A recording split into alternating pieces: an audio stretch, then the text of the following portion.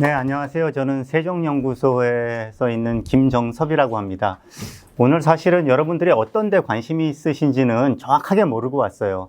우리 윤범기 기자께서는 이제 공약 비교를 해주셨는데, 외교안보 분야 제가 오늘 말씀드리려고 그러는데, 외교안보 분야는 공약을 가지고 사실 이렇게 판단하기가 쉽지 않아요. 왜냐하면 이 부분은 그러니까 표와 관계되는 것을 표를 얻기 위해서 공약을 내는 건데, 이 부분은 오히려 중요한 문제는 표를 위해서는 사실은 조금 수면 밑에 두는 게 좋을 수도 있고, 그래서 그 공약 가지고 설명할 수는 없고요. 저는 전반적으로 지금 국제 정세가 굉장히 대전환기잖아요. 많이 변하고 있고, 트럼프의 미국이 정말 우리가 어떻게 이해해야 될지 모르겠고, 네, 그런 전반적인 얘기를 좀 드리면서 우리나라의 어떤 외교안보의 어떤 중요한 과제들 좀 설명드리는 쪽으로 준비를 해봤습니다. 뭐 중간중간이든 언제든 간에 뭐 관심 있으신 거 질문해 주시면은 또 거기에 대해서 답변을 드릴게요. 다음. 제 소개 더 간단하게 드리면, 저는 이제 그 국제정치학 박사학위는 했지만 원래는 그 국방부에 있었어요. 국방부에 오래 근무했습니다. 저 행정고시 통해서 국방부에서 이제 민간 공무원으로서 한 27년 근무했고, 2020년에 이제 나와서 이제 세종연구소에서 연구자로서 활동하고 있고, 오른쪽에는 이제 제가 쓴 책들인데,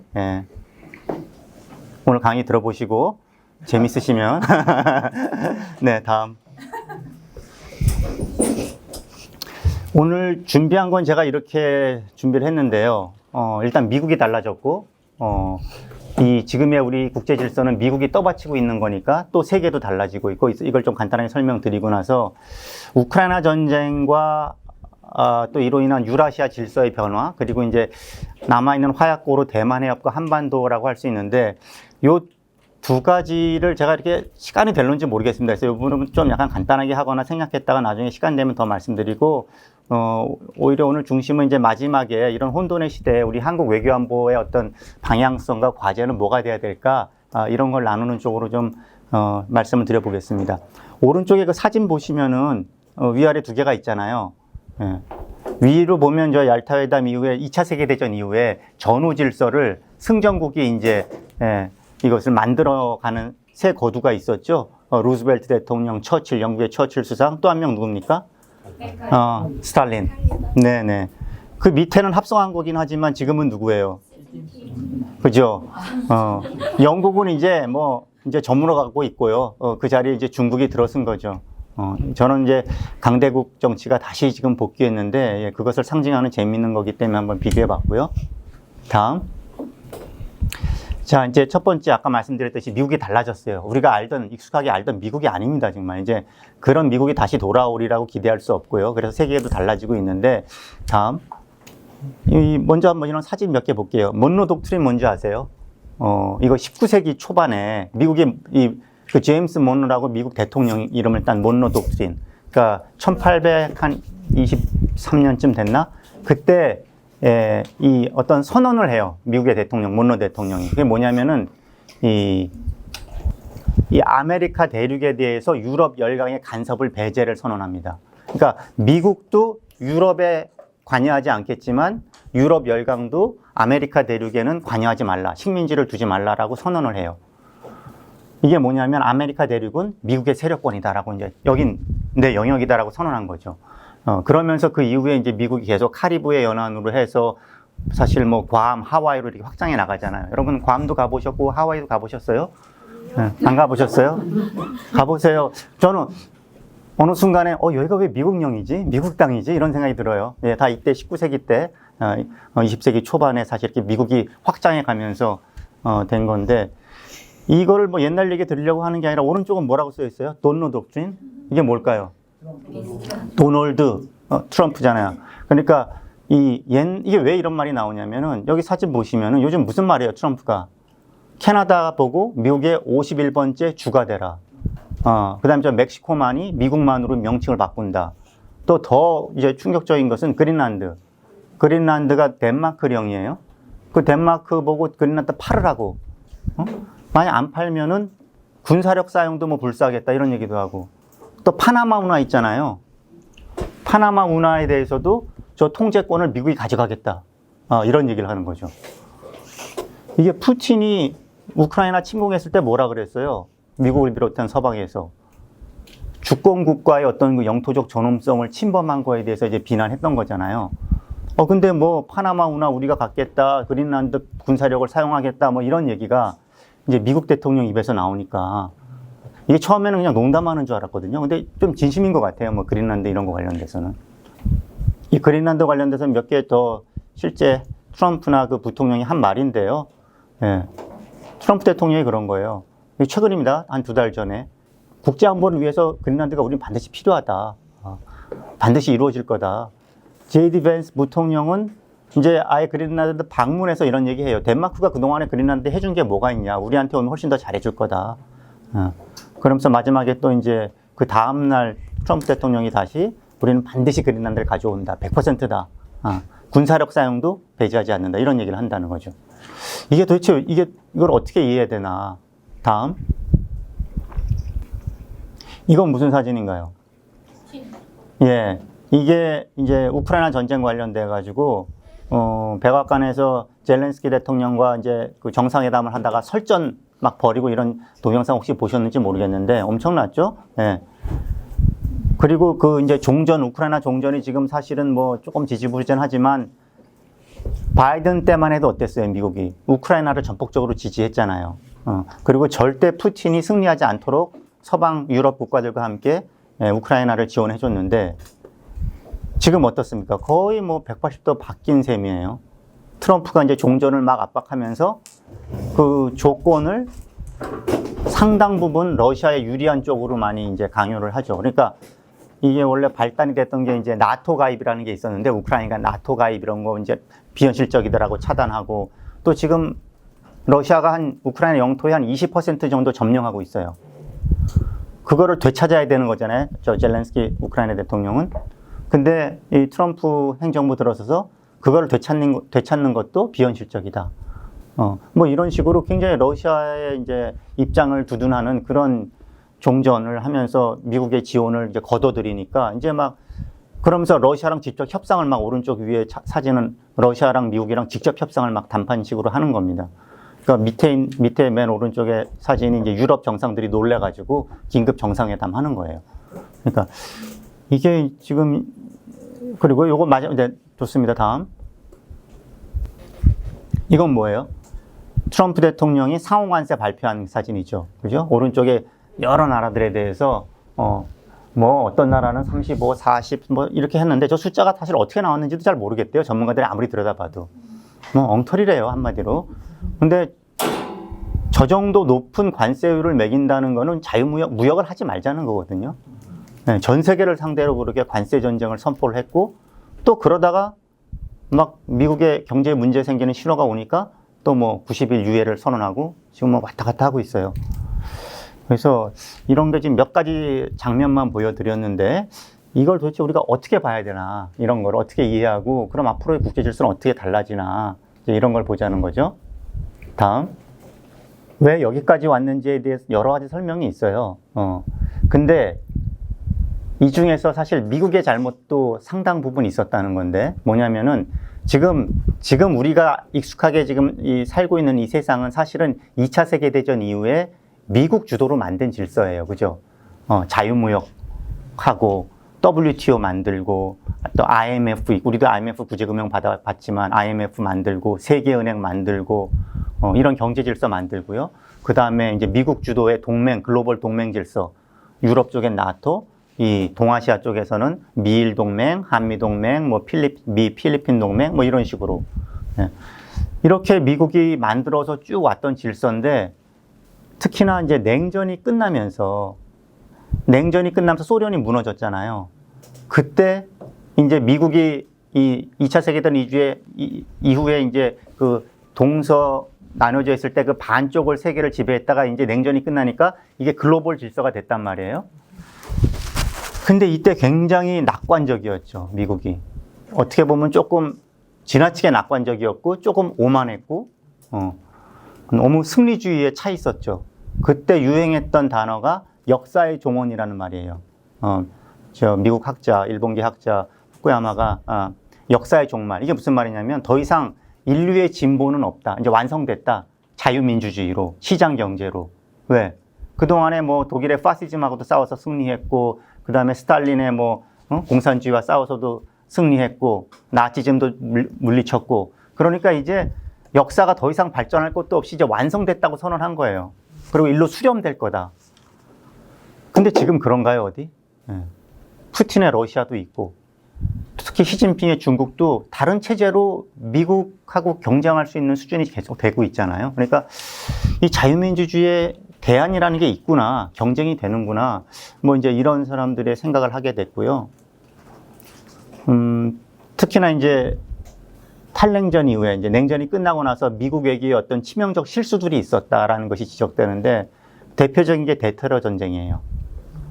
9.11 테러 일어나고 나서 미국이 한 게 뭐죠? 대테러 전쟁이라는 이름하에 아프가니스탄, 그 다음에 이라크 침공, 이렇게 해서 거기에 자유를 전파하고 민주주의를 거기다 확립시켜주고 뭐 이렇게 한 건데 다 실패로 돌아갔잖아요.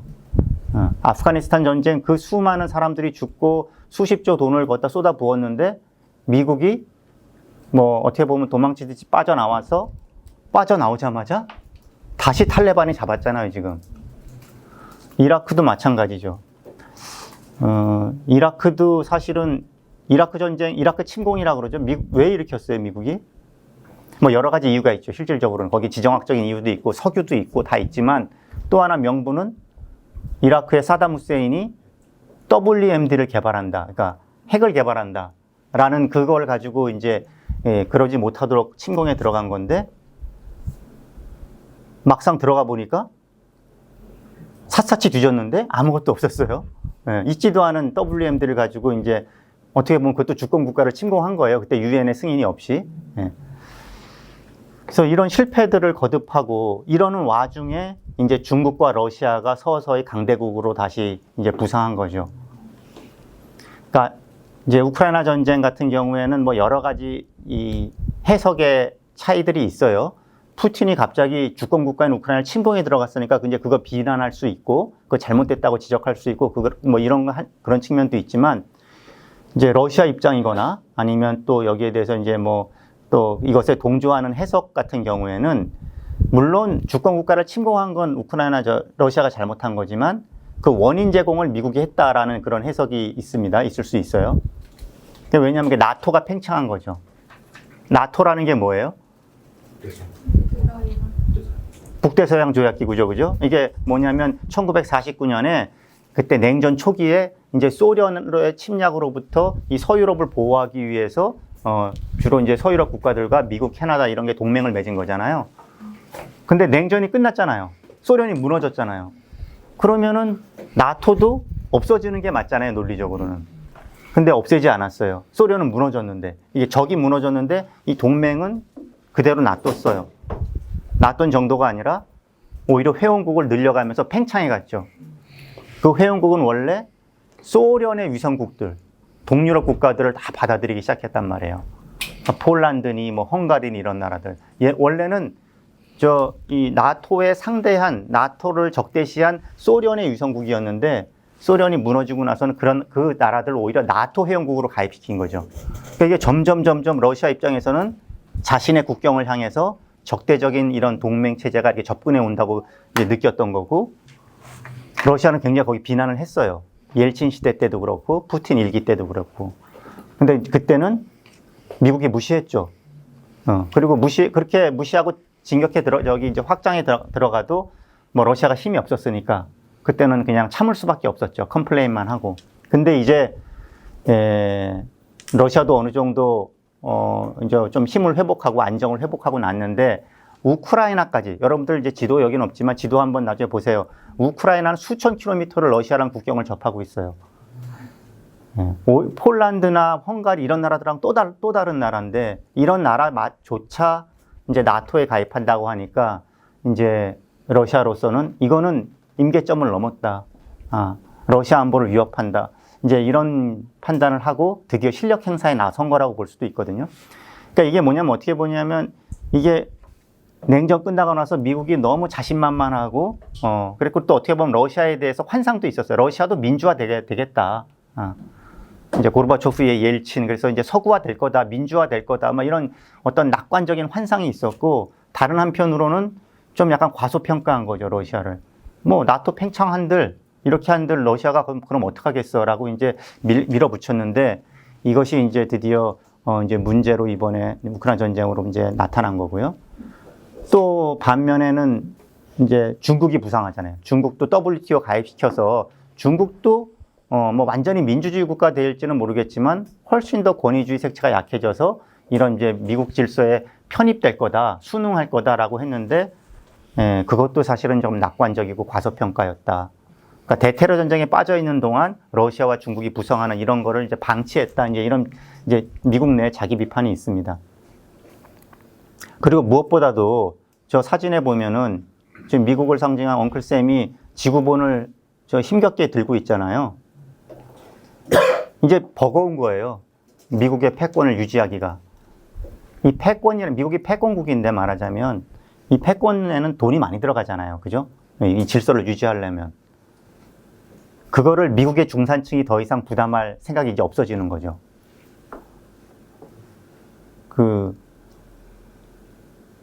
요건 나중에 제가 이제 천문학적인 재정 적자 이거 하면서 말씀드릴게요. 그러니까 미국 중산층이 몰락하고 있는데 자꾸 해외 나가서 전쟁하고 또 무슨 아프가니스탄 가서 거기 학교 지어주고 병원 지어주고 뭐 그 나라에 국가 건설 해준다는데 미국은 지금 무너지고 있는데 해외 가서 그 엉뚱한 짓을 한다는 쪽으로 이제 미국 중산층의 생각들이 바뀌는 거죠.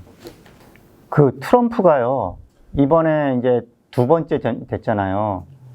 이게 사실은 트럼프는 대단히 이단하는 거 분명해요. 그죠? 되게 이상하잖아요. 이런 말 자꾸 하면 안 되는데. 네. 근데 어쩌다 한 번 된 건 또 모르겠는데 두 번 선택받았어요. 미국 국민들한테. 그리고 이번엔 해리스한테 지금 받은 거 보면 지난번보다 더 많은 득표, 더 압도적인 건 아니지만 더 훨씬 더 큰 표차로 이겼단 말이에요. 이게 단순한 개인의 문제가 아니라 일탈의 문제가 아니라 두 번에 걸쳐서 선택을 받았다는 거. 이거 뭔가 그 저변에서 뭔가 큰 변화가 일어나고 있다는 거거든요. 그걸 놓치고 자꾸 트럼프를 욕하고 그 비난하고 이상하다고 해봐야 어떻게 보면 그 변화의 어떤 그 구조적 변화를 우리가 잘 놓치게 될 수 있는 거죠. 미국을 연구하는 연구자들은 야, 미국이 저랬어? 라고 깜짝 놀라는데, 하버드의 저 인터내셔널 스튜던트들을 이제, 좀 발칵 뒤집혔던데, 미국의 그 하버드대도 보니까 그 미국 학생과 인터내셔널 그 유학생들의 비중이 한 뭐 4대 1, 그러니까 25% 정도가 유학생들이래요. 근데 그 외국인 등록을 허용하지 않기 때문에 이제 다른 학교로 편입을 하든지 아니면 자기 나라로 돌아가야 된다는 거예요. 유학 중에.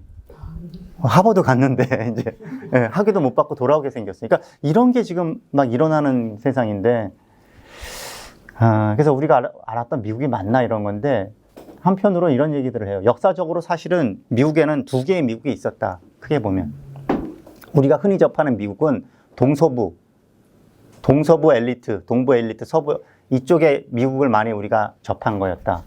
그러니까 캘리포니아 또는 뭐 뉴욕, 보스턴 이런 쪽에. 그런 쪽은 굉장히 이렇게 세계주의, 코스모폴리턴하고 자유주의적이고 모든 것에 포용하고 이런 쪽의 사람 문화라면은 중남부 지역은 훨씬 더 인종적이고 백인 중심적이고 토착적이고 이렇다는 거예요. 그래서 이 중남부 이쪽에서 볼 때는 예를 들어서 좀 무슬림이든지 흑인이든지 뭐 난민, 성소수자 이런 모든 것들이 이 미국의 정체성을 깨끗한 미국을 오히려 오염시키는 외부자, 이제 약간 이렇게 본다는 거죠. 그래서 이런 것이 옛날에도 있었다는 거예요. 이런 다른 두 개의 미국이. 그런데 옛날에는 우리가 이걸 왜 못 느꼈느냐? 이들은 어디까지나 소수자였다는 거죠. 권력을 장악하진 않았어요. 미국 내. 근데 지금은 이 트럼프의 마가 세력의 지원을 받아서 이제 워싱턴까지 장악했다는 게 이제 완전히 달라진 거죠. 지금 예를 들어서 뉴욕 타임즈니 워싱턴 포스트니 뭐 CNN 이런 거 있잖아요. 우리 미국의 주류 미디어들. 지금 공화당 지지자들 중에는 이런 주류 언론들을 페이크 뉴스라고 생각하니까 가짜 뉴스라고 생각하는 게 한 7, 80%가 된다 그래요. 그러니까 우리는 항상 CNN 보고 뭐 뉴욕 타임스 보면서 이렇게 봤던 건데 그 공화당 지지자들은 그걸 아예 완전 가짜 뉴스 취급한다는 거죠.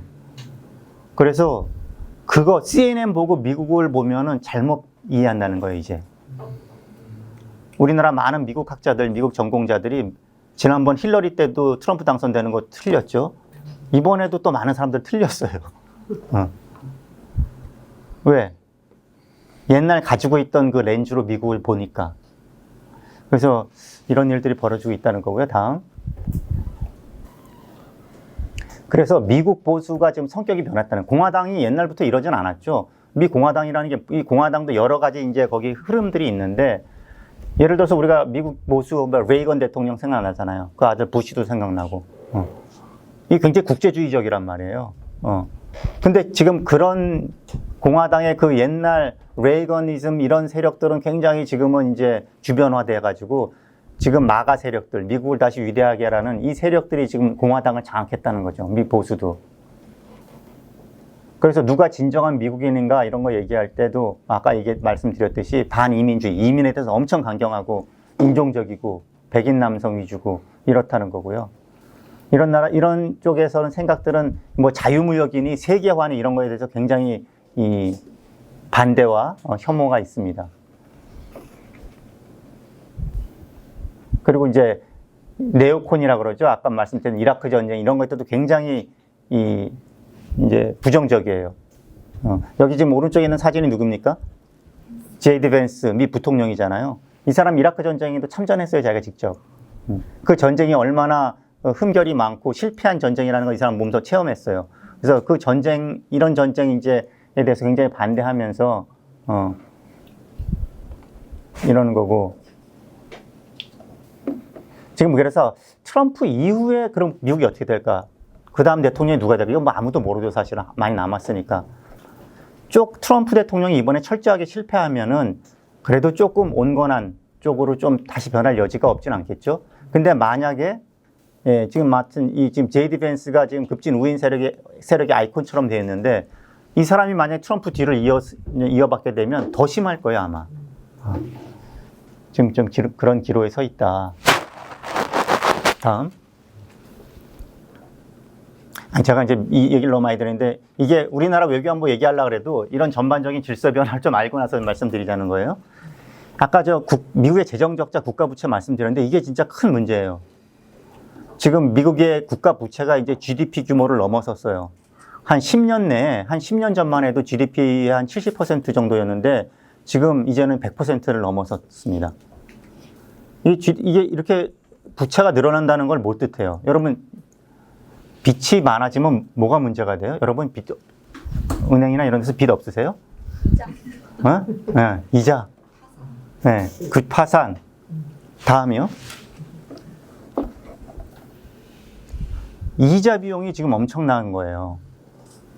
그러니까 이자 비용이, 한 해 이자 비용이 지금 그 국방비보다 많다는 겁니다. 지금 오른쪽이 이 연방 재정 지출을 얘기해요. 오른쪽에 그래프 오른쪽을 보면 저기 보면은 넷 인트레스트가 있잖아요. 네, 882 빌리언 달러. 저 파란색. 저 정도 12%, 15% 이 정도 차지하거든요. 저 국방비보다 많잖아요. 근데 문제는 저게 점점 늘어나요. 파이에서 지금 12, 15%가 나중에 더 늘어나면 계속 잠식해 들어가잖아요. 근데 저거를 이 모든 게 우리나라 예산도 그렇지만 경직성 경비가 많아요. 그죠? 사회보장 예산이라든지 뭐 교육 예산 이런 거 다 경직성 경비인데 어차피 줄일래야 줄일 수 없는 예산들이 많은데 지금 이자 비용이 막 이제 재정 지출을 잠식해 들어가면은 이게 감당이 안 되는 거죠. 근데 문제는 뭐냐면은 저게 점점 늘어난다. 저거는 그럼 뭘로 돈이 없으면 어떻게 해요? 돈을 빌려야 되잖아요. 미국은 어떻게 돈을 빌려요? 찍어내요. 어쨌든 그게 뭐냐면 국채를 발행하죠. 미국 국채. 예. 미국 국채를 발행하면 이걸 가지고 10년물도 20년물, 30년물 있어요. 그럼 거기에 이제 표면 금리가 있어요. 뭐든지 돈을 빌려줄 때는 이제 국채를 내가 산다는 건 내가 채권자가 된다는 거잖아요. 여러분, 미국 국채 안 사보셨어요? 전 사봤는데, 네? 이제 국채가, 원래 미국 국채는 이자를 되게 조금 줘요. 왜냐? 왜 그러겠어요? 안전하잖아요. 절대 망할 일이 없는 거기 때문에 이건 뭐 우리나라 정기예금보다도 안전하다. 이러니까 아주 조금 줬다. 1% 막 이렇게 줬는데 지금 최근에 5%가 넘었어요. 5%가 넘었어요. 30년물이. 근데 앞으로 점점 더 올라갈 수도 있다는 거예요. 국채가. 그러니까 이게 무슨 소리예요? 미국이 내가 돈을 빌리는데 점점 이게 좀 어려워지는 거잖아요. 지금 소화가 잘 안 된대요, 국채가. 그만큼 5%, 미국 국채 5%면 여러분 어디 무슨 새마을금 거 넣지 말고 저걸 이럴 수도 있잖아요. 그런데 사람들이 그럼에도 불구하고 잘 안 사는 건 왜 그런 거예요? 안전한 거 맞아? 이제 약간 이런 생각도 좀 하기 시작하는 거예요. 그러니까 이게 없었던 일입니다, 사실은. 더군다나 지금 트럼프가 또 감세까지 해요. 감세를 하면 어떻게 돼요? 돈이 더 필요하잖아요. 그거를 국채를 발행해서 조달하려고 그러는데 이 채권 시장에서 제대로 소화가 잘 안 되니까 소화가 안 된다는 거는 수요보다 공급이 이제 많아지면 어떻게 돼요? 그럼 이자 비용이 올라가는 거잖아요. 그러니까 이런 일들이 지금 발생하고 있다는 거죠. 이게 좀 약간 그래서 사실 미국이 트럼프가 머스크 동원하고 해가지고 뭐 정부 효율분이 뭐 해가지고 사람들 자르고 뭐 웬만한 것들 갖다가 하고 그 다음에 막 동맹국들한테 방위 분담 내라 그러고 이러는 게 사실은 이런 돈을 아껴야 될 절박함이 있긴 있는 거예요. 그러니까 트럼프의 문제의식 자체가 저는 잘못됐다고 생각하진 않아요. 그냥 바이든처럼 막 계속해서 우리는 뭐 국제 역할을 뭐 리더십 역할을 하겠다고 계속 이렇게 가는 것도 답이 아닌 것 같더라고요. 이런 구조적인 문제를 보면. 그래서 트럼프가 문제는 짚었는데 지금 이것에 접근하는 방식이 너무 거칠고 제대로 이게 좀 잘 준비되지 않아서 성공하기 어렵다는 거지. 예, 이런 부분은 확실히 문제라고 보여져요. 다음이요. 자, 그러면 한마디로 도대체 그러면 지금의 질서는 뭐였는데 앞으로는 어떻게 가는 거냐라는 거를 이렇게 좀 한마디로 말씀드려 보면 이렇게 볼 수 있어요. 자유주의 국제 질서에서 강대국 세력 균형 질서로 바뀐다. 이게 뭐냐면 우리가 지금 현재 있는 이 질서를 그냥 자유주의 국제 질서라고 그래요. 여기는 아까 말씀드린 대로 자유무역. 우리가 자유무역 거의 뭐 관세가 없죠. 그리고 이제 미국 주도의 자유주의 국가들이 주도하는 질서, 국제 질서. 미국은 패권국이고 어떻게 보면 좀 과장해서 얘기하면 제국인데 여기에 대한 형용사로 이제 앞에 초대된 제국, 자비로운 패권 이런 말들이 있었어요. 이게 무슨 말이냐면 미국이 자기가 원하는 세계를 만드는 그런 질서를 만들고 국제기구도 만들고 운영해 왔죠. 그런데 이거에 대해서 많은 나라들이 어떻게 느꼈나요? 뭐 그 나라마다 다르고 사람마다 다르겠지만 이거에 대해서 이제 대부분 좀 받아들였다는 거예요. 아, 그래, 미국이 그런 리더십 역할을 해주는 게 좋지. 예, 받아들였다는 거예요. 그래서 그걸 초대된 제국이라고 했다는 거죠. 근데 지금 미국이 나 그거 이제 안 할래라고 오히려 내팽개친다는 거죠. 뭐 동맹을 유지하는 거 번거롭고 돈 들어가고 국내에 쓸 돈 이게 또 모자르고 동맹 이제 다른 나라들은 알아서 하라고 그러고 자유무역 그렇게 했더니 중국이 추격해 들어오고 자유무역 하면서 미국의 그 제조업은 무너지고 중산층이 무너지고 안 되겠다는 거예요. 그래서 옛날에 유행했던 어떤 산업 정책들 중상주의적인 뭐 이런 쪽으로 지금 가고 있는 거잖아요. 그래서 이제 미국이 어떻게 보면 자신의 좁은 국익을 거칠게 추구하는 그냥 보통 강대국이 되겠다. 내가 국제 질서를 뭐 이렇게 떠받들고 짊어지고 가는 나라가 되지 않겠다. 옛날에는 혼자서 워낙 힘이 강하고 여유가 있었기 때문에 그렇게 질서를 만들고 자기가 다 골목대장으로 질서 유지하는데 다 자기가 더 돈도 많이 내고 하면서도 그래도 또 그거를 장기적인 이득은 가져가는 거고요. 리더로서. 근데 이제 그럴 여유가 없어졌기 때문에 이제 이렇게 변했다는 거죠. 이랬다는 건 뭐냐면 이제 전 지구적인 질서를 만드는 데는 관심 없고요. 미국의 국익 그리고 미국의 세력권 이걸 좀 확실하게 챙기는 거예요. 아까 뭐 돈노 독트린이라는 이런 말 했잖아요. 그게 19세기 때 나온 것이랑 비슷하게 아메리카 대륙에서 먼저 자신의 세력권을 확실하게 하겠다는 거고, 반면에 바이든하고 완전히 달라진 게 우크라이나 전쟁 해법이잖아요. 그거 러시아 푸틴 어느 정도 거기 그냥 가져가라는 소리예요. 거긴 러시아 세력권이다라는 거죠. 이게 기본적인 강대국 정치거든요. 강대국들이 서로 세력권을 이렇게 나눠 가져요. 타협을 해요. 그래서 관리해 나가는 거. 그러니까 러시아는 그쪽에서 세력권 인정해주고 나는 이쪽을 하고, 이제 아직 제대로 정리 안 된 게 어디예요? 중국하고 관계죠. 이 동아시아 서태평양 지역에. 그래서 이런 질서가 되면은 뭐 글로벌한 어떤 규범에 의해서 이렇게 규율되는 질서가 아니라 강대국 세력 균형 질서. 강대국, 여기서 말한 강대국은 특히 세 나라를 얘기합니다. 미국과 러시아와 중국. 이런 나라들끼리 어느 정도 세력권 서로 존중해주고, 존중할 건 존중해주고, 경쟁할 건 경쟁하면서 거래 타협하는, 이제 이런 식의 이제 질서로 좀 접어들었다. 옛날 규범이나 옛날 제도나 이제 이런 거를 자꾸 그리워해도 돌아오지 않는다. 근데 이게 트럼프가 갑자기 확 달라진 거냐? 이제 그게 아니라는 거예요. 사실은 이런 조짐은 오바마 행정부부터 이제 나오기 시작했어요. 오바마 때 나온 것들이 이제 국내 재건 얘기했거든요. 뭐 선거 슬로건도 그랬잖아요. 문제는 경제라고. 뭐 이런 식으로 하면서.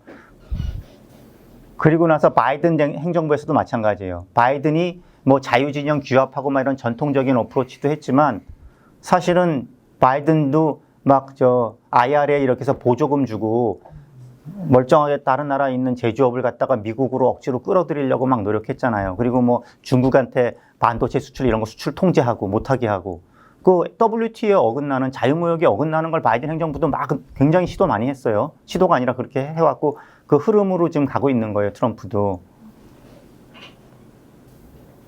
그래서 이게 바이든식 미국 우선주의. 아메리카 퍼스트가 바이든 때도 있었다. 그러니까 이게 트럼프만의 문제는 아니라 더 그런 구조적인 문제를 이런 식으로 발현돼 왔었던 거다. 그래서 이거를 이제 예전에는 강대국들은 항상 자신의 국익을 추구하는데 그거를 잘 포장하죠. 그럴듯한 대의 명분으로. 그래서 그건 이제 우아한 위선의 시대라고 하는데, 이제는 그런 것도 다 이제 걷어치우고 이제 정직한 야만의 시대가 왔다. 이제 이렇게 이제 변한다는 겁니다. 다음. 그래서 국제 질서를 길게 역사적으로 보면요, 항상 이런 변곡점들이 있어요. 우리가 지금 익숙하게 생각했던 거, 이거 사실 2차 세계대전 이후의 질서예요. 1648년 이때가 이제 30년 전쟁이라고요. 이 베스트팔렌 조약, 지금의 이제 근대 국가 주권 정치가 이때 확립되는 거고, 하나하나 설명은 좀 안 드리겠습니다. 1815년은 나폴레옹 전쟁 이후에 유럽의 비엔나 체제가 성립되고, 1919년은 뭡니까? 파리 평화협정. 이거 뭐예요? 1차 대전. 1차 세계대전 끝나고 나서 큰 전쟁이 벌어지고 나면 그 전후 질서를 구축하잖아요. 이때 또 하나의 질서가 만들어지죠. 1차 세계대전 이후에 우리가 알고 있는 유럽의 모든 국가들이 그때 다 나옵니다, 사실은. 그전에는 유럽 지도가 완전히 달랐어요. 2차 세계대전 이후에 포츠담 선언, 1945년 이후에 질서가 지금 사실 어느 정도 지금 만들어진 거고, 그 다음에 냉전 끝났을 때 또 한번 큰 이제 변화가 있었고요. 2001년에 9.11 테러 있었죠. 이때 또 국제 질서가 완전히 바뀐다고 생각했어요. 이제 대테러 전쟁 중심으로. 근데 이거는 사실은 그때는 그렇게 생각했는데 돌이켜보니까 그렇진 않았어요. 그리고 나서 지금 2025년 트럼프가 다시 막 전 세계를 향해서 관세 전쟁을 선포하고 우크라이나 전쟁에서 막 러시아의 세력권을 인정해주고, 이것도 나중에 한참 뒤에 몇십 년 후에 뭐 한 100년 후에 돌이켜 보더라도 역사책에 지금 앞에 설명했던 이런 역사적 변곡점과 함께 기록될 수 있지 않을까? 지금의 시점, 우리가 사는 요 시점이 이런 전환기에 우리가 지금 살고 있는 거 아닌가? 국제 정치를 공부하는 사람들한테는 되게 흥분되는 시기라 이제 이렇게도 얘기합니다. 자, 다음. 그래서 이제 이건 이제 E.H. 카라고 이제 20년의 위기를 이제 썼던 분의 말인데, 이게 국제 정치에는 항상 낡은 구호와 국제 도덕이 이제 가면처럼 이렇게 가려져 있는데, 그런 것들 밑에 숨어 있는 그런 이해관계나 국익을 잘 이제 알아야 된다는 건데, 우리가 흔히 자유주의와 권위주의의 대결 이런 말 많이 듣잖아요. 응? 또는 뭐 중국이 뭐 힘에 의한 현상 변경을 뭐 하지 말라라든지 뭐 이런 것들이 어떻게 보면은 강대국들이 다른 강대국들을 어떻게 제어하기 위한 어떤 프로파간다고 이제 어떤 구호라는 거죠. 예. 그래서 국제 정치를 볼 때 어떤 좋은 나라, 나쁜 나라, 선한 국가, 악한 국가 이렇게 봐서는 제대로 포착할 수 없다. 강대국들은 사실 다 거진 마찬가지다. 좀 정도의 차이는 있겠지만. 그래서 전쟁을 볼 때라도 누가 침략했느냐 이런 현상만 볼 것이 아니라 그 침략이 왜 일어났는지에 대한 구조적 원인까지 보면 훨씬 복잡하다. 그리고 우리가 흔히 이제 지도자를 악마화하는 경향이 있어요. 푸틴이 문제다. 푸틴만 어떻게 없어지면은 우크라이나 전쟁이 잘 끝날 것 같은데, 러시아도 달라질 것 같은데. 푸틴은 러시아 엘리트층에서 또 그렇게 극단적인 지도자는 아니라고 그럽니다. 그 러시아 쪽에서는. 푸틴은 러시아 엘리트들의 그 공유하고 있는 그 세계관을 대변하고 있을 뿐이지, 푸틴이 러시아를 저렇게 만들고 있는 건 아니라는 거예요. 또 뭐 시진핑도 그렇게 생각할 수 있고, 또는 트럼프도 마찬가지고, 이런 식으로 그 개인한테 모든 문제를 가지고 이제 설명하다 보면 이제 환원주의고, 제대로 세상을 볼 수 없다는 거고. 그래서 제가 말씀드리는 거는 지금 현재 2차 세계대전 에 우리가 알고 있는 미국, 우리가 알고 있는 질서 이런 것들이 지난 80년 동안 이어진 건데, 이것도 역사적으로 길게 보면은 굉장히 짧았던 시기고 좀 예외적인 시기일 수도 있다. 그래서 이 국제정치에서 항상 얘기하는 이제 강대국 정치, 세력균형 정치 뭐 이런 것들이 그동안에 사실 좀 수면 밑에 미국의 압도적 힘에 의해서, 그래서 미국적 질서에 의해서 조금 눌려져 왔던 것들이 이제 다시 막 드러나는 그런 질서로 다시 접어들고 있다. 이제 이렇게 볼 수 있을 것 같습니다. 아까 제가 전반적으로 이제 질서가 이렇게 달라진다 그랬는데, 우리 입장에서, 대한민국 입장에서 이제 가장 큰 외교안보적 도전은 무언가, 이제 몇 가지 그냥 질문식으로 던져보면, 첫 번째는 이제 전 이제 이 안보하는 사람이니까 핵위협. 북한에, 우리는 비핵 국가고, 북한은 이제 핵이 굉장히 고도화되고 있는데, 이거 도대체 어떻게 해야 되나? 이거 굉장히 큰 숙제입니다, 국가적으로. 두 번째, 중국은 우리에게 무언가? 그런 걸 좀 자문해 보자는 거죠. 여러분들 중국 하면 뭐 어떤 여기에 대해서 생각 이제 있으신지는 모르겠어요. 사람마다 좀 다르겠죠. 중국은 우리한테 적이에요? 아니요. 아니에요? 위협이에요? 중국은 위협이라고 생각하세요? 영어로 생각하면 threat이에요? 위협이에요? 두 가지 다. 두 가지라는 게 뭐 어떤 거예요? 위협이 될 수도 있고, 아닐 수도 있고. 아니 그 경제적 협력이 될 수도 있고. 그렇죠. 네. 아니면 도전. 이거는 위협보다는 조금 약간 단어인데, 뭐 챌린지라고, 이 정도인가? 그래서 중국을 어떻게 우리 규정하느냐에 따라서 또 대응하는 게 달라질 건데. 그리고 여러분들 일본은 어떻게 보세요? 지금 일본도 사실 굉장히, 오늘 일본을 따로 다루지는 못하지만 일본도 많이 달라졌거든요. 일본도 재무장하잖아요. 국방비도 지금 GDP 2%까지 올리겠다 그러고, 예전에는 전수방이라 그래가지고 오로지 방어 무기만을 갖겠다고 했어요. 근데 이제는 어때요? 적기지 반격 능력이라 그래가지고 뭐예요? 이제는 공격 미사일도 이제 갖추겠다는 거예요. 그러니까 이런 식으로 전쟁할 수 있는 나라로 이제 가겠다. 이제 이렇게 나가는 건데, 이거를 이제 일각에서는 일본이 옛날에 이제 이 역사적인 과오가 있으니까 이 동아시아 지역에서, 우리나라는 물론이고, 이 군사 대국화된다. 더군다나 역사에 대해서 제대로 반성하지 않으면서, 이런 일본에 대해서도 우리가 좀 걱정을 할 수밖에 없는데, 이걸 어떻게 볼 거냐. 이런 문제가 있는데, 이건 이따 여러분들한테도 사실 좀 어떻게 생각하는지 저도 궁금하기도 하고, 그리고 아까 얘기한 트럼프의 미국을 어떻게 이해할 것인가도 있고, 도대체 어떻게 대응해야 되는지 이제. 이슈가 한두 가지가 아니에요. 이제 그런 얘기 좀 한번 해보겠습니다. 다음.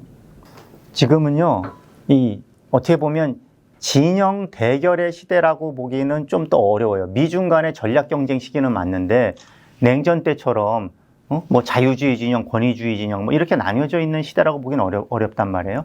특히 이제 바이든 행정부 때 그런 얘기 많이 했어요. 자유주의 진영에는 뭐 미국과 유럽과 여기 이제 일본, 한국, 호주 뭐 이런 나라들이고, 여기 중국, 러시아, 뭐 이런 나라들이 권위주의 진영이라 그래서 이런 대결이다라고 바이든 행정부가 그런 프레임으로 이제 막 독려를 했죠. 근데 그때부터도 사실은 그건 아까 얘기했던 대로 어떤 그 약간 구호성이 강한 거고 실제로는 그러진 않았는데 신냉전이란 말도 있었지만 지금은 옛날 냉전하고 너무 다르단 말이에요. 근데 더군다나 지금 트럼프 시대에 들어오니까 그게 아니라는 게 너무 명확해졌어요. 그죠? 지금 미국이 러시아랑 가깝게 지금 저렇게 하고 오히려 유럽하고 갈등하고 있잖아요. 트럼프가. 이제 이런 시대, 이제 진영 대결도 좀 약간 복잡해졌고 그러다 보니까 각자 도생의 시기예요. 그죠? 서로 이제 자기 살 길은 자기가 찾아야 된단 말이에요. 우리나라도 마찬가지죠.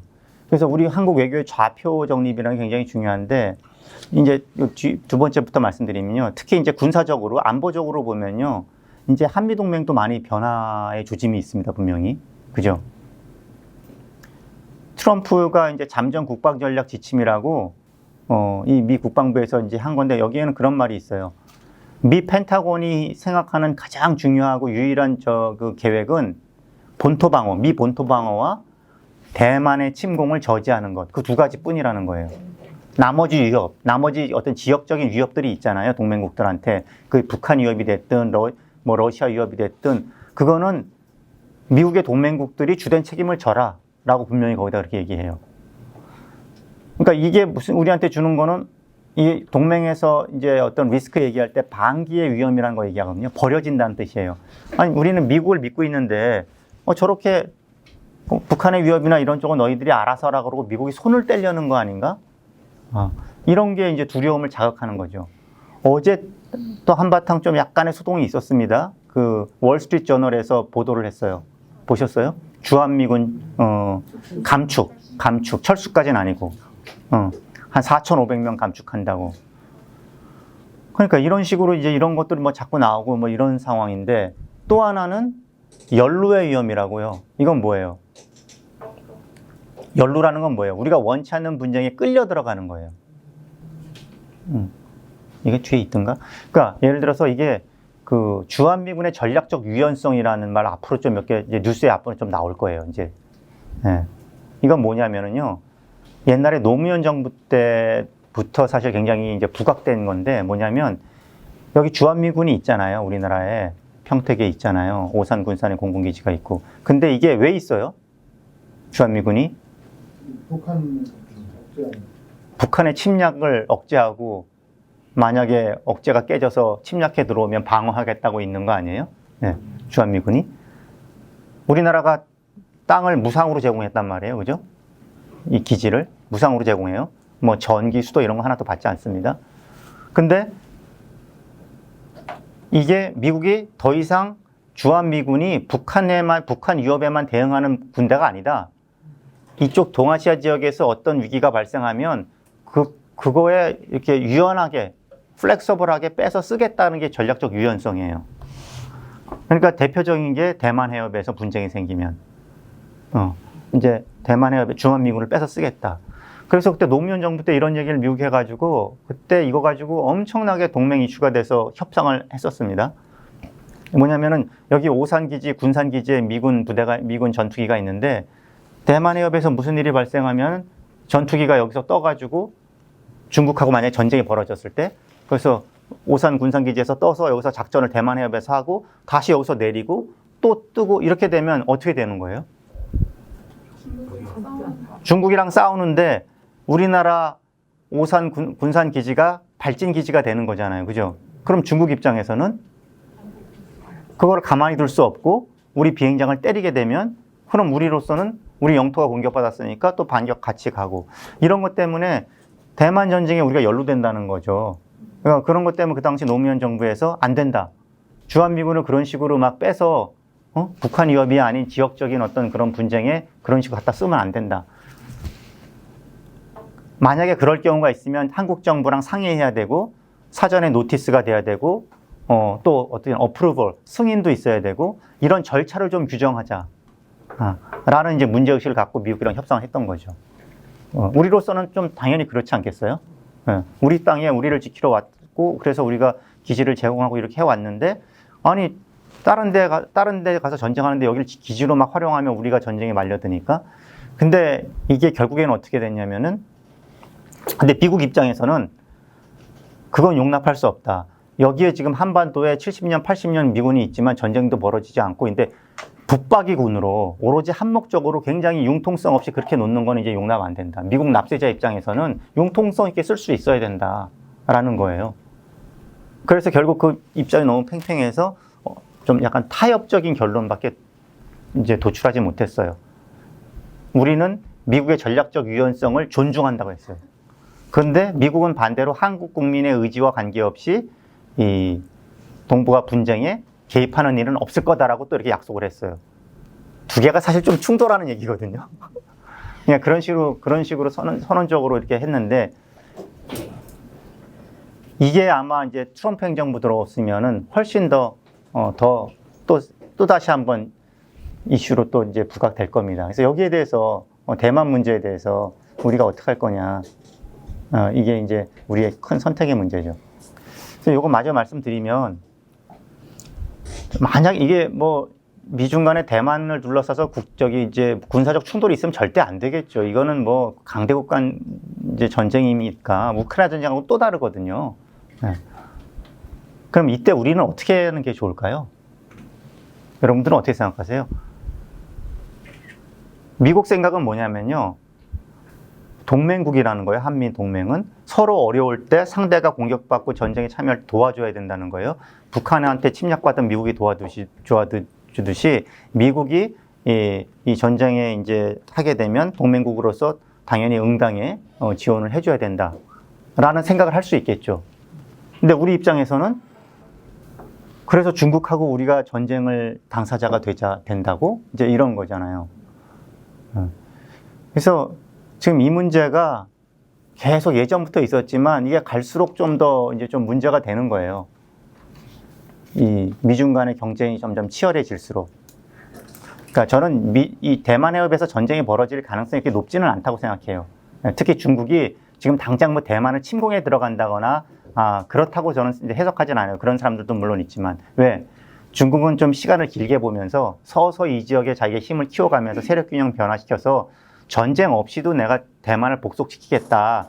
약간 그런 전략으로 가고 있기 때문에 그렇게 막 뭐 일각에서 얘기 나오는 것처럼 2027년 그 트럼프 이제 사연임이 이제 시작되는 거거든요. 그때 이제 시진핑 사연임이 시작되는 해에 자신의 업적이나 뭐 그 사연임의 정당성을 확보하기 위해서 대만을 침공할지 모른다. 막 이런 게 이제 서방에서는 막 그런 시각들도 있어요. 근데 뭐 저는 그 가능성은 크진 않지만 어쨌든 이게 시간을 길게 보면 이 대만 해협이 저렇게 현재 상태로 그대로 갈 수 있을지는 또 자신은 없어요.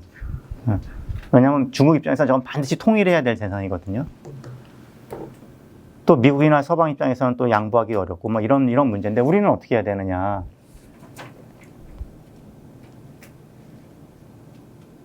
이거 관련돼서는 일단 우리가 던져봐야 될 질문이, 대만이 만약에 이 강제로 중국에 복속되면 이 지역에 무슨 일이 벌어지느냐, 한국의 국익에는 어떤 영향을 미치느냐, 그것부터 좀 생각해 봐야 될 거예요. 어떨 것 같아요? 대만이 중국에 강제로 복속되는 건 절대로 우리가 막아야 돼요? 예? 막아야 돼요? 왜요? 우리나라도 저렇게 중국한테 끼어들면 안 된다, 막아야 된다 이런 생각이 분분하잖아요. 근데 그 세력 균형의 질서로 나아간다고 했으면 트럼프가 우크라이나를 러시아의 어떤 세력 범위로 인정을 했다고 하면 장기적으로는 대만도 결국엔 중국의 세력 범위라고 인정하는 결론이 나오지 않을까요? 지금처럼 대립하진 않을 것 같은데요. 그게 소수 의견이에요. 네. 저도 그 의견이에요. 근데 여기서 소수 의견이라는 거는 이제 특히나 서방에서, 특히 미국 내 소수 의견인데, 지금은 뭐 대만은 절대 포기할 수 없을 것처럼 이제 미국의 주류 뭐 학자들은 얘기를 해요. 왜 그러냐면은 만약에 대만이 넘어가는 걸 만약 미국이 손을 못 쓰고 지켜본다. 그러면은 이게 어떤 시그널을 줘요? 이 지역에 다른 나라들한테. 대만을 못 지켜주네? 그럼 한국은 지켜줄 수 있어? 일본은 지켜줘? 필리핀은? 이러면서 미국의 그 신뢰도가 확 떨어진다는 거예요. 미국의 지도력이나 이 동아시아 서태평양 지역에서의 미국의 입지가 치명적으로 손상을 받는다는 거예요. 그럼 여기는 완전히 이 지역이 중국의 영향권으로 세력권으로 확 넘어가고 미국은 축출되는 거의 예. 뭐 이런 식으로 그런 두려움이 있는 거예요. 이 뭐 대만 자체 섬 자체가 엄청 중요하다기보다 그런 어떤 심리적인 어떤 퍼셉션에 주는 영향 때문에 그렇다는 건데 근데 지금 말씀하신 것처럼 그럼에도 불구하고 그 대만을 지키려면 미국이 치러야 될 대가가 어느 정도냐. 중국하고 전쟁을 해야 된단 말이에요. 핵을 가진 나라와. 그 정도까지 가치가 있나, 대만이? 이제 이런 생각을 미국도 이제 나중에 진지하게 하게 될 거라는 거예요. 그 정도까지는 아니다. 만약 핵전쟁을 감수할 정도까지 대만이 꼭 그런 건 아닐 거다. 그리고 두 번째, 대만이 넘어간다고 해서 미국이 여기서 완전히 축출되거나 다른 뭐 한미동맹이나 미일동맹이 다 무너져 내리는 그런 급격한 변화는 꼭 반드시 그렇게 자동적으로 일어나진 않을 거다라고 이제 생각을 하는 이제 견해가 있는 거죠. 그렇지 않겠어요? 대만이 넘어가도 그럼 우리가 대만이 넘어가면 우린 한미동맹 안 할래. 미국 못 믿겠네라고 그냥 그럴까? 일본은 그럴까? 그러지 않을 거라고 보면은 대만이 넘어가는 게 이 지역의 질서를 뭐 갑자기 확 다 바꾸질 않을 거다. 그러니까 이 얘기 뭐냐면은 아까 얘기하신 거랑 같은 결론이에요. 그러니까 미국 입장에서 곰곰이 좀 진지하게 한번 생각해 보면은 결국 여기에는 이건 대만은 좀 종국적으로는 좀 양보할 수 없는 지역 아닌가. 양보해도 미국의 이 지역에서의 미국의 어떤 지위가 아주 치명적으로 손상받지도 않을 거고 또 대만을 지키기 위해서 치러야 될 대가가 너무 크기 때문에 결국에는 여기는 양보하게 되지 않겠느냐라는 것이 그런 관점들이 있어요. 이렇게 날카롭게 생각하시는 분들은. 미국에서도 그런 지정학자들이 있어요. 근데 아직 주류적인 생각까지 가지는 않은 것 같아요. 왜냐하면 그 타협하고 양보하는 거기 때문에. 근데 이번에 트럼프가 과감하게 보여주잖아요. 그죠? 우크라이나 이제 포기하면서 러시아 편 들어주듯이 여기서도 그럴 가능성도 배제할 수 없다. 저는 그렇게 생각하고요. 이렇게 그런 것까지 우리가 고려한다면은 이 문제를 우리가 우리 국익 관점에서 잘 냉정하게 보면 사실은 이 관여를 좀 최소화하는 쪽으로 가야 되겠죠. 이런 게 발생했을 때 우리도 전면적으로 미국하고 한 배를 타서 중국하고 진짜 뭘 한다는 이런 발상보다는 이 관여를 최소화해서 이로 인한 연루 피해를 최소화하는 쪽으로 뭐 지혜를 모아야 될 겁니다. 근데 그게 완전히 불가능하지가 않다고 보는 게 뭐냐면은 이게 북한이 있잖아요. 만약에 대만에 무슨 문제가 생겨서 미국이 여기 정신이 팔리고 막 우리도 거기 대만에 만약에 군사적으로 뭐 지원을 하고 그러면 오히려 북한 쪽에 이쪽이 좀 불안해지는 거 아니냐. 대북 억지가. 그런 걱정이 생기기 때문에 우리가 미국한테 할 수 있는 얘기는 지금 대만에서 무슨 일이 벌어질 때 북한을 안정적으로 한반도를 안정적으로 이렇게 억제하고 관리하는 그 과제는 더 중요해졌다. 한국이 꼭 대만에 같이 참전하는 것보다 이제 그런 논리를 내세우고 미국도 그거를 이해하고 있어요. 그래서 미국도 여기서 주한미군이라든지 한미동맹은 전통적으로 북한 위협을 관리하는 쪽에 계속해서 중점을 둬서 오히려 막 두 개의 전선이 발생하지 않도록 하는 것이 굉장히 중요하다. 그러니까 이런 식의 문제도 있기 때문에 우리가 대만 해협 위기에는 우리도 뭐 불가피하게 꼭 이제 거기 연루될 수밖에 없다. 뭐 너무 이런 불가피론보다는 이런 거에 대한 연루 피해를 거의 이제 최소화하는 쪽으로 우리가 뭐 좀 생각해야 될 거다라는 거고요. 다음 북한 얘기 해볼까요? 북한이 지금 적대적 두 국가 들고 나온 거 들어보셨죠? 예.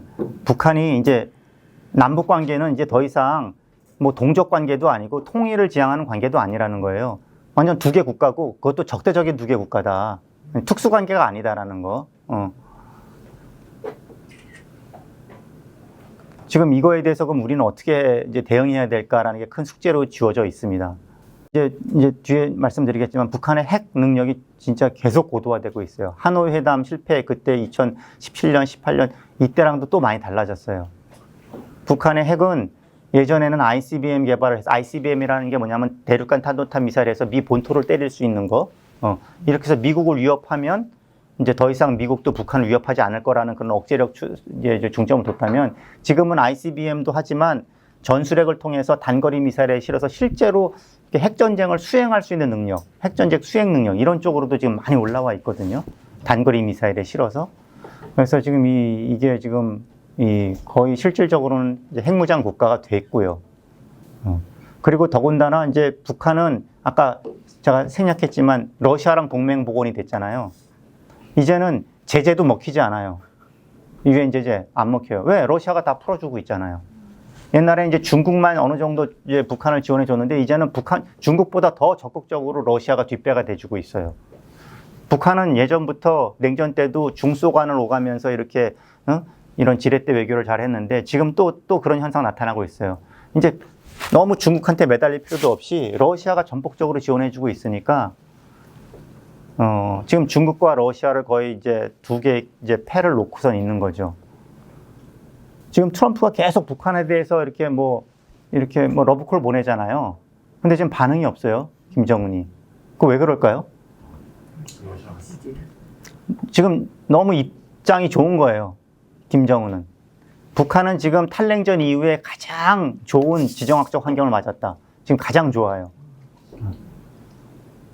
그래서 뭐 트럼프한테 그렇게 매달릴 필요도 없고 핵을 포기할 이유는 전혀 없고 그래서 일각에서 얘기하는 것처럼 뭐 북미 간에 엄청난 딜이 저는 잘 나오기 힘들 거라고 봐요. 어떤 쇼 같은 건 할 수 있을 거예요. 그렇지만 뭐 북한도 꽤 큰 수준의 양보, 핵과 관련된 양보를 한다거나 이런 거 거의 없을 거라고 봅니다. 그래서 이런 상황이다. 다음.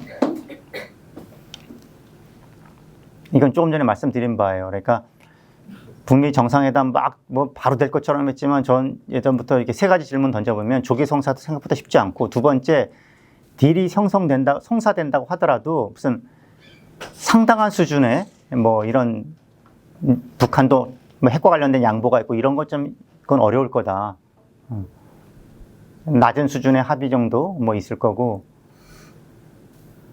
그리고 요 마지막 질문이 이게 좀 어려운 건데 만약에 이제 북미 간에 서로 간에 딜을 하면서 뭔가 군비 통제적인 딜이라고 하거든요. 이제 이런 걸 하면 어떨 거냐. 그러니까 뭐냐면 완전 비핵화는 지금 당장 어려우니까 당장 이제 북한이 더 이상의 핵 개발 같은 걸 좀 멈추는 거, 이런 정도 좀 받아내고 그리고 미국이 또 제재도 일부 완화해주고 뭐 이런 중간 수준의 그런 식의 어떤 군비 통제 수준의 딜을 하면 그거를 우리는 어떻게 받아들여야 될까? 이제 이런 게 있는 거죠. 어떠세요?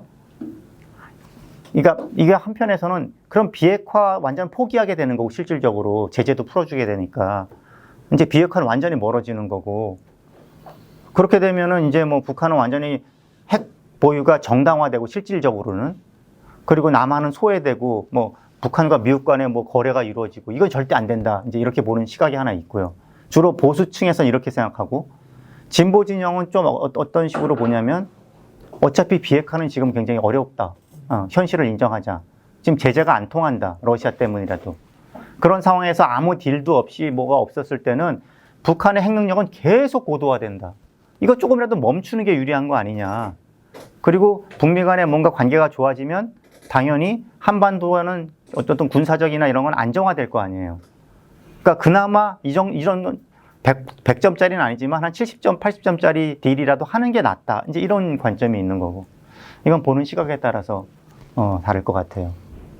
예, 이것까지 좀 말씀드렸고 이게 사실 약간 좀 군사적인 건데 여러분 북한 핵 문제에 대해서 여러 가지들이 있는데 이거는 좀 아마 내일 모레 토론에서도 좀 나올지 모르겠어요. 이제 공약으로 대선 주자 토론에서도 지금 도대체 어떻게 할 거냐 북핵에 대해서 우리가 핵무장 하자. 여기서도 핵무장 하자고 하는 분들이 있을 수 있죠. 그죠? 핵무장 하는 게 좋겠다. 몰래? 아, 그거 좋은 방법인데. 몰래가 불가능하다는 거죠. 핵무장의 기준이 그 원자력을 연료로 쓰는 거를 얘기하는 건지 아니면 그냥 무기. 직접적인 미사일만 얘기하는 건지. 네, 핵탄두. 핵탄두만을 기준으로 그게 절대 허락되지 그렇죠. 예. 좀 예. 그러니까 핵무장은 사실은 현실적으로는 쉽지 않아요. 어려워요. 예. 이게 우리나라는 플루토늄을 이제 핵탄두를 만들려면 플루토늄을 재처리하거나 우라늄 있잖아요. 자연세계 자연 우라늄 광석을 이제 정련해가지고 이걸 농축해가지고 90% 이상 농축하면 이게 무기급이거든요. 그럼 이제 그걸 이제 핵폭탄을 만들고 탄두를 만들고 이 탄두를 실어 날르는 게 이제 미사일이나 폭격기예요. 이제 이런 걸 갖추는 건데 우리나라는 사실은 미사일 능력도 꽤 있고요. 문제는 이 탄두를 만들 수 있느냐는 건데 이게 지금 우리 물질이 핵물질 자체가 우리나라는 없어요. 그러니까 이게 문제인데 이거를 만약 하려고 그러면 이게 뭐 미국이 허용해 주지 않는 한 엄청난 제재를 받겠죠. 근데 뭐 허용해 줄 가능성은 지금 당연히 지금 없다고 보고 우리가 더군다나 그 제재를 뚫고 고난의 행군을 할 수가 있느냐 우리나라가. 우리나라처럼 이거를 무릅쓰고 핵무장을 하기가 어려운 나라가 없을 정도예요, 사실은. 우리나라가. 무역 의존도가 너무 높고, 그죠? 90% 이렇게 높은 나라. 지금 NPT 체제 밖에서, 지금 NPT 체제라는 거는 뭐예요? 그죠? 금지 조약 만들어지기 전에 사실은 다 있었던 미국과 소련과 영국과 프랑스와, 그죠? 중국, 이런 나라들 말고, 그 이후에 이제 핵을 가진 나라들이 뭐 어디입니까? 인도, 파키스탄, 또 북한, 이스라엘은 뭐 그죠? NCND죠, 그죠? 어쨌든 가졌다고 많은 사람들이 다 이렇게 생각하고 있고 이런 나라들이잖아요. 근데 인도, 파키스탄 총리가 예전에 그런 말을 했어요. 인도가 핵실험을 하니까 우리는 풀을 뜯어먹는 한이 있더라도 핵 개발을 한다. 그래서 그 국제 제재를 견디고 지금 한 거예요, 사실은. 그러니까 우리가 그 정도 각오만 있으면 국가적으로 단결돼서 하면 또 모르겠는데 파키스탄, 인도, 북한도 마찬가지고 대외 이런 경제적인 어떤 연결이 약한 나라들이잖아요. 그런 나라들조차도 엄청난 고통을 이제 감내해야 가능했던 건데 우리나라는 그런 면에서도 굉장히 조건이 좋지 않다라는 거. 그래서 핵무장 주장은 할 수 있는데 주장하는 분들 요즘 늘어나는데 그 비용과 이런 고난을 생각한다면 쉽진 않다. 저는 일단 그렇게 생각하고 그걸 도덕적으로 반대한다는 게 아니라 현실적인 문제가 하나 있고요. 그 다음에 아까 얘기하신 대로 그 산업용으로 쓰는 거 있잖아요. 그걸 이제 핵잠재력이라고 하죠. 이건 뭐냐면은 이 농축을 저농축할 수 있는 정도 수준만 일단 갖춰놓는 거예요. 한 20% 미만. 그래서 우리 원자력 발전 있잖아요. 그걸 스스로 우리가 그 우라늄 농축을 해서 해놓으면은 여기서 20%에서 90% 가는 거는 또 그렇게 어렵지 않다는 거거든요. 그러니까 이 정도만 갖춰놓으면 핵무기를 개발한다고 하지 않고 오로지 평화적 이용 목적으로 이제 핵을 개발한다고 이렇게 하고 해놓고 나서 여차하면 나중에 간다.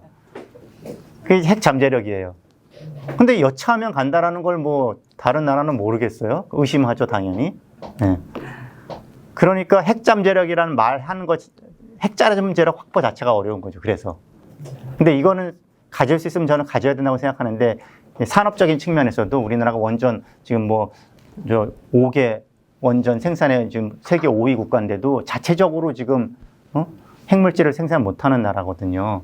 그러니까 이런 거는 여러 가지로 문제이기 때문에 꼭 핵 개발을 한다는 걸 너무 막 내세우지 말고 그러면 또 오히려 경계심을 자극하니까 그런 식으로 해서라도 어떻게 해서든지 간에 핵잠재력 그 정도 수준까지 가는 거는 해야 되지 않을까. 산업적 측면에서도 그렇고 이제 혹시 안보적 측면에서도 뭐 플랜 B, 플랜 C를 생각하는 차원에서도. 근데 이게 결국 미국하고한테 달려 있어요. 한미 원자력 협정이라고 있거든요. 거기에 이게 묶여 있거든요. 그러니까 이 핵잠재력이라는 거는 사실은 NPT 위반은 아니에요. 평화적 이용 목적에서 하는 거니까. 근데 그것조차도 사실은 이 동맹국이나 이런 강대국들의 어느 정도의 이해가 있어야지 가능하다는 거고요. 이제 그걸 제껴 놓으면은 이제 여러분들 이거 하나만 전술핵 재배치 하도 많이 나올 얘기니까 이거 말씀드리면은 이거 뭐 전술핵 재배치가 뭘까요? 전술핵이라는 건 이제 뭐 명확한 구분은 없지만 전략핵보다 훨씬 더 위력이 작아가지고 어떤 실제 전장에서 쓰일 수 있는 그런 무기를 얘기해요. 옛날에 냉전 때 우리나라의 전술핵이 미국의 핵이 많이 있었습니다. 그게 91년에 다 철수했거든요. 이거를 다시 여기 한반도에 갖다 놓자는 거예요. 미국의 핵을. 지금 우리는 확장 억제라 그래가지고 무슨 일이 생기면 미국이 핵으로 북한을 응징하겠다는 그 약속으로 지금 북한 핵을 억제하는 거거든요. 그걸 확장 억제라 그래요. 근데 여기에는 지금 한반도에는 핵이 없어요. 그렇지만 미국 본토에 있고 거기에 이제 핵 잠수함이나 또는 폭격기나 이런 걸 실어가지고 필요시에 얼마든지 북한을 핵으로 응징할 수 있으면 되니까 이제 그런 건데 사람들이 너무 불안하다. 북한은 바로 핵이 있는데 우리는 그런 미국의 약속만 믿고 있는 거니까 여기에 아예 미국의 핵을 한반도에 우리 남한에 갖다 놓자는 거예요. 그걸 어떻게 생각하세요? 네? 안 돼요? 반대세요? 아니면 뭐 반대? 왜요? 중국은 싫어하는 것 자체가 있으면 네. 그 자체가 위험하잖아요. 아, 위험하니까. 네. 근데 비용도 많이 들고. 네, 비용도 많이 들어요. 그 핵이 있음을 위해서 네. 그 주변의 동아시아 국가들이 예. 핵을 우리는 왜 안 되냐? 예. 한반도만 되고 예, 네. 그러면 이제 우죽순 나타나죠. 네, 네. 나라도 핵을 하는데 우리도 아, 근데 이거 전술핵은요, 우리가 핵을 가지는 게 아니에요. 미국 무기라서 우리는 접근이 안 되는 건데, 그러니까 빌려 못 써요. 안 빌려줘요, 절대로. 핵이라는 걸 뭔가 하게 되면 네. 이제 그게 논란이 돼서 네. 하고 싶은 국가들이 어쨌든 하고 우리도 하고 그러니까 이게 흔들리는 거죠. NPT라는 체제 아래서 전술핵 자체, 핵 자체가 중국이 싫어하죠. 사드 때도 그랬었는데. 그쵸. 아마 그거보다 상상할 수 그 사드랑 비교할 수 없을 정도로 반발할걸요. 근데, 말씀하세요. 핵을 안 쏘게 만드는 방법이 가장 어떻게 해요? 이게 지금 공약으로 보면은 김문수 후보가 전술핵 배치 아마 주장할걸요? 옛날에 한동훈 후보도 그랬던 것 같고, 예. 지금 이재명 후보는 이거 반대고, 예. 그러니까 이거를 찬성하는 쪽에서 뭐냐면, 아니, 못 믿겠다. 여기 눈에 보이게 갖다 놓으라는 거예요. 그러면 우리도 안심이, 이제 남한 국민들도 안심이 되고, 북한도 훨씬 신경 쓸 거기 때문에 감히 도발을 못 할 거라는 그거예요. 근데 반대하는 입장은 뭐냐면 저는 이제 이거에 대해서 줄곧 반대하는 이제 주장을 펼치고 있는데 아까 얘기한 중국 뭐 그런 것도 있어요, 당연히. 또 이제 국내적으로도 그럼 어디다 갖다 놔요? 예. 사드도 그 난리를 쳤는데, 예. 근데 결국엔 뭐 미군 기지에 올 거니까 뭐 군산 기지나 뭐 이런 데 오게 될 텐데 그것도 정치적인 어떤 비용도 만만치 않을 거고 이제 그런 걸 떠나가지고 이게 저는 군사적 효용성이 억제 효과가 그렇게 크지 않다라고 저는 생각해요. 여기 없어도 북한만큼 미국을 그렇게 연구하고 두려워하는 나라가 별로 없거든요. 그러니까 여기 지금 뭐 전략자산 뭐 때 되면 많이 들어오잖아요. 폭격기도 들어오고 항모도 들어오고 핵 잠수함도 들어오는데 그걸 통해서 북한을 응징할 수 있는 수단이 미국이 이미 많이 가지고 있어요. 남한에 실제로 여기 폭탄이 있어야지만 꼭 응징할 수 있는 게 아니란 말이에요. 그러니까 북한이 그 이미 잘 알고 있는데 여기 꼭 눈에 보이면 더 막 이제 북한이 이 행동에 제약을 받고 저 바다 밑에 잠수함 밑에 있는 미국의 핵은 안 무서워하고 이럴 거냐. 약간 이런 게 하나 있고요. 그리고 이제 또 하나 이 전술에 갖다 놔도요. 이거는 우리 무기가 아니에요. 어차피 미국 거예요. 우리가 이 사용에 대해서 일체 권한이 발언권이 없어요. 네. 쓰고 안 쓰고도 그것도 결국 미국 대통령의 권한이에요. 그래서 그런 걸 여기 갖다 놓는 것 자체가 오히려 아까 말씀하신 대로 부작용도 있어요. 이 더 위기가 이제 뭔가 위기 때는 북한으로서는 여기를 또 먼저 여기부터 타격해야 된다는 이런 압박을 주기 때문에 위기 불안정을 높이고 그래서 이런 거 있기 때문에 여러모로 효과도 효용은 의심스러운데 비용이 너무 크다. 이런저런 외교적인, 정치적인, 군사적인 그런 면에서 저는 이거는 좀 바람직하지 않다고 생각하고 그래서 우리가 할 수 있는 거는 다시 말씀드리면은 그러니까 재래식 억제, 이제 첨단 우리가 뭐 이런 엄청난 지금 고위력의 뭐 미사일 같은 거 개발하거든요. 현무 미사일 이런 거, 현무5 이런 거 탄두가 막 8톤, 9톤 이런데 전 세계 이런 미사일이 없어요. 이게 지하 수십 미터를 관통하는 파괴력이 있어요. 높이 떠서 그 운동 에너지까지 같이 하면은. 그러니까 북한 지도부가 수십 미터에 있어도 이걸 다 관통할 수 있을 정도의 재래식 무기지만 핵은 아니지만 그 정도 무기가 되는데 물론 이런 것들을 지금 우리가 다 개발하고 있긴 한데 이게 뭐 물론 핵무기랑 견줄 건 아니에요, 파괴력이. 하지만 이 억제라는 건 뭐냐면은 이게 심리작용이거든요, 상대한테 두려움을 줘가지고 내가 저걸 두려워하면은 어떤 행동을 자제시키는 게 억제거든요. 네 무기가 세, 내 무기가 세 이런 비교가 아니라 그래서 우리가 할 수 있는 거는 이거 재래식 억제, 첨단 비핵 억제 이런 거 너무 과소평가하지 말고 이런 거 지금 우리가 많이 하고 있어요. 그러니까 이거 꾸준히 해서 북한의 행동에 영향을 미칠 수 있도록 하고, 그 다음에 아까 그는 확장 억제, 그것도 지금 제가 시간 없어서 말씀 못 드리지만 그것도 이렇게 심화시켜 나가는 그런 여러 가지 영역들이 있습니다. 그래서 그런 쪽으로 하고, 더 좀 이상적으로는 아까 얘기했던 어떤 산업적 측면에서 핵이용 핵물질을 생산할 수 있는 거를 갖추는 거, 이건 이제 뭐 안보적 측면에서 핵 잠재력이라고 표현하겠지만 뭐 이런 쪽까지 나갈 수 있으면 이제 이런 쪽으로 노력을 해야 될 것이다. 당장의 핵무장 같은 거는 그건 좀 현실적인 옵션이 아니고 전술핵 전진 배치는 이거는 아까 말씀드린 대로 비용이 크다 이렇게 보고요. 다음 이제 마지막 장인 것 같은데, 특히나 이제 이 군사적 측면에서도 이제 미국한테만 의존해서 해결할 수 있는 시대가 지나갔어요, 사실은.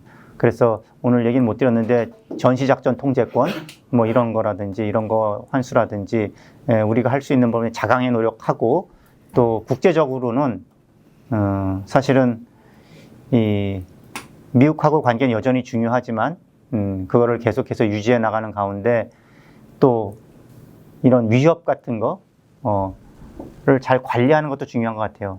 그러니까 중국, 러시아하고도 당연히 그 관계를 개선하고 관리해 나가는 노력을 펼치는 것이 지금 같은 질서에서 굉장히 중요하다. 북한에 대해서도 사실은 지금 러시아랑 북한이 가까워지는 것만 뭐 비난해서 해결될 일은 아니고, 우리가 한러 관계를 사실 잘 복원하고 개선해서 그걸 통해서 사실 또 북한에 대한 어떤 레버리지도 생길 수 있어서 지금과 같이 흔들리는 어떤 그런 세상 속에서는 어떤 하나에 몰입해가지고 뭐 이렇게 될 수 있는 건 아니라 이런 다각적인 노력이 한미동맹 계속해서 관리해 나가고 이런 변화에 적응해 나가고, 또 좀 도전이라고 할 수 있는 중국, 러시아의 관계도 우리가 굉장히 신경 써서 잘 전략적으로 관리하고 회복시켜 나가고, 또 북한에 관련돼서도 지금은 뭐 통일이라든지 이런 건 좀 약간 지금 점점 더 쉽지 않은 그런 여건으로 지금 다가가고 있는데, 지금 실질적으로는 두 국가 관계예요. 사실은 남북 관계는. 그렇지만 북한이 얘기하듯이 적대적 두 국가가 되면 불행한 거거든요. 이 적대성을 낮추는 쪽으로, 이렇게 가는 쪽으로 아마 우리가 노력을 해야 되지 않을까. 그래서 이 정도를 좀 말씀을 드리겠습니다. 예, 감사합니다.